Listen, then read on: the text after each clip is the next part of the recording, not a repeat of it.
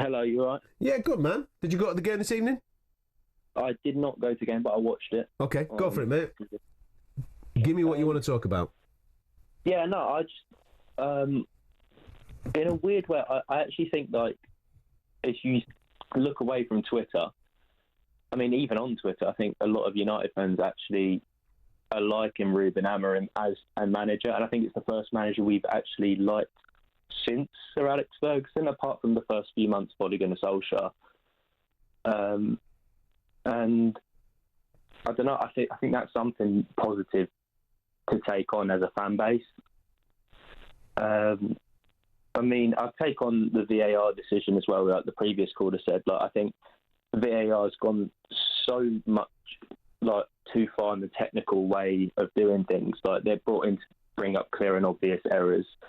I mean, when you had offsides, when it was just the linesman given it, it was if you can't tell, you give the advantage to the attacking team. That was always the rule. That was always the idea behind it.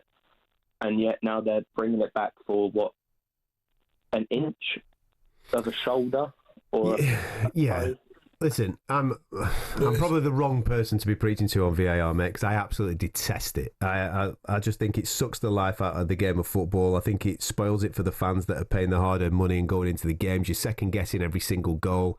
I think, yeah, goal line technology, because that seems to work. Sound, no problem whatsoever with that. But let's trust the three people. I would rather the people that are the officials of the game make a mistake and me be angry with the mistake than go to a game of football and have the life sucked out of it by a VAR decision that I've got to wait 5 minutes for and all that type of thing, and then to find out that it's by a toenail or something like that. You know what I mean?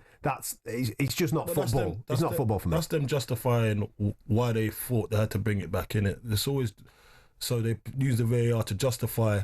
But they definitely did not see it being offside. Do you know what I mean? So just leave it, let it go. But because they want to justify using this tool.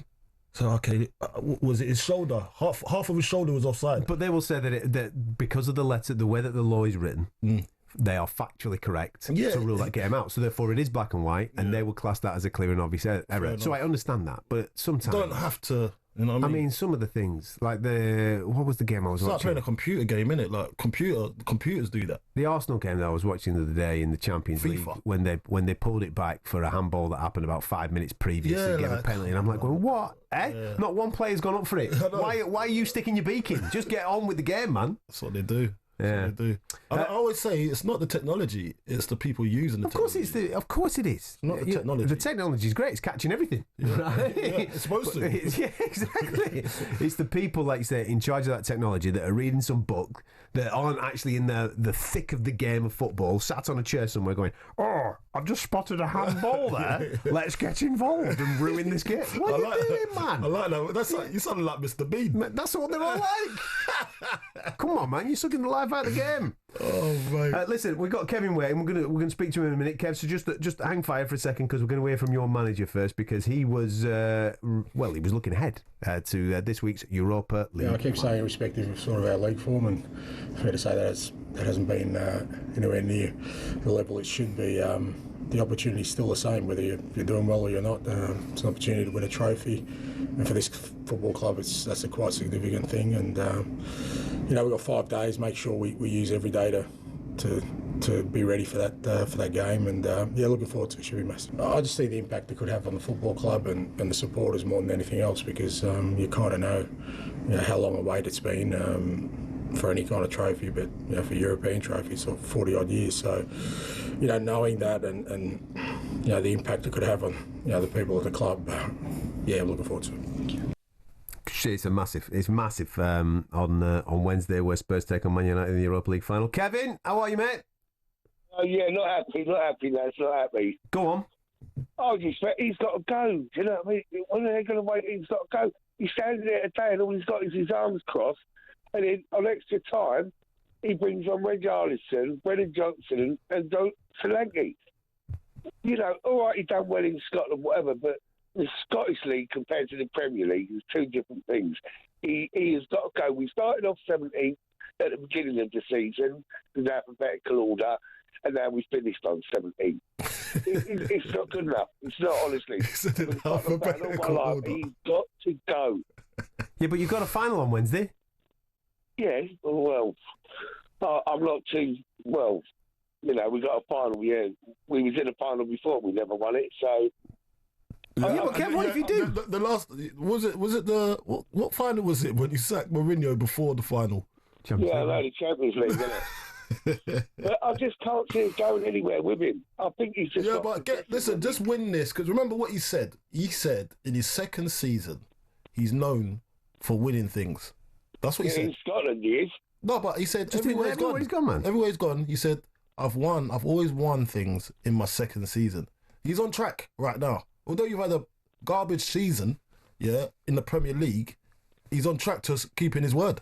So yeah, but what if he don't win nothing then? Well, if you don't listen, I think Kev, the every Spurs fan I speak to, most of them are on the same page. Where when you start calling out the fans and you start digging out the fans, you then start to lose the relationship with the fans. And I think that's where Ange sadly has got to right now. All right, where on whatever happens Wednesday, I don't think he'll be your manager next year. You won't be. I think he'll whatever happens on Wednesday, I think he'll make the decision and just go, right, I'm off. See you in a bit. No, but I think isn't his contract up anyway? Yeah, well, he's I don't know. They're not going to extend it. There might be an option. He's got one more year. Right, but he ain't going to be their manager next season. Win, lose or draw on Wednesday. That is the vibe because it feels like he's kind of lost the supporter base. Well, it seemed like what a way to go out. It seemed like he was trying to get the sack from the start of the season. Yeah, but what a way to go out to seal the deal, like he says. I win stuff in my second season. If he wins, he kept his word. He's the most successful Spurs manager in recent times. Yeah, and he can just. Do you reckon he'll be welcome back? Plonk that on the set. Mate, they should build a statue for the fella, right? Whoa. He's won him a trophy. Whoa. Don't tell Kevin that. Kev, he wants a statue, mate. He wants a statue. If he wins a trophy, man, come on, he's the most successful manager in recent times. He wants a statue outside. Venables won a trophy. George Graham won a trophy. Recent times, mate. You're talking, I mean, with all due respect, the late great Terry Venables was the manager in the early 90s, wasn't he? George Graham, obviously, in those early 2000 periods. Mate, we're talking 20 years ago. Yeah, they won a trophy, so where's their statue? He's not having it, mate. European trophy, mate. Yeah, I'm just so upset being a Tottenham supporter. He's just not happy. He's just not happy. And I understand. I'm not happy. I understand. Until Daniel Levy and Joe Lewis get out of that club, I will never be happy. That's not happening. That's not happening. That's not going to happen, no. Do you reckon... Unless you got some money to buy him out. Yeah. What's the vibe from you on then Wednesday, mate? How do you think you're going to go on? Well, I'd like to see us win, but I'm not putting the hopes up on it. You know, we've had a good results against Man United this season, but, you know, it's a different place, different stadium. Yeah. You know. I'm going to read something else to you. Darren Stanbrook goes, sack Ange now. He's not improved. What? Pre-final? He goes, sack Ange now. He's not improved a single player. He's so stubborn. He will destroy these young players. So go get Harry for the final. After that, I don't know. Darren the Spurs fan. What is wrong with... Just get to the final, try and win that, yeah? And then let's talk about the second afterwards, eh? Let's just stay... Spurs fans, just stay positive until the final. Come on. I know it's bad. It was a bad showing today against Villa. It was a bad showing. But listen, let's be straight. But you got something else you're playing for right now. Think about it from a player's mentality, even the manager's mentality, right? Today, you've gone up to Aston Villa. Aston Villa are pushing for Champions League spots, right? So they're at it. They're bang at it. They've still got something to play for. Yeah. Your game is Wednesday. Ain't nobody getting injured tonight. Nah. Ain't nobody putting a shift in tonight. There's no need. They're just going through the motions and going, yeah, we turned up, we played them. Yeah, we did. We were there. I've had a little run out. Yeah. It's all good. I'm ready to go on Wednesday. Wednesday, that's when you judge this team. All guns blazing. And you judge him. Can he get them over the line? If he can get them over the line, fair play, mate. Now, I'm not saying that eradicates everything that's happened this season. I'm sure Spurs fans will be like going, thanks, mate. Shake his hand. See you in a bit. Let's move on and then go in a different direction. And that'd be cool. I think it'd be cool for everybody if that happened. This is just this is just temporary. Seeing Man United and Spurs at the bottom of that list of unrelegated teams, just stayed up. Yeah, I don't think we'll ever see anything like this again. you know, and one of them teams get into the Champions League. Like, I don't think we'll ever see this again. Not this bad. On AM, on DAB, via the talkSPORT app and on your smart speaker. talkSPORT.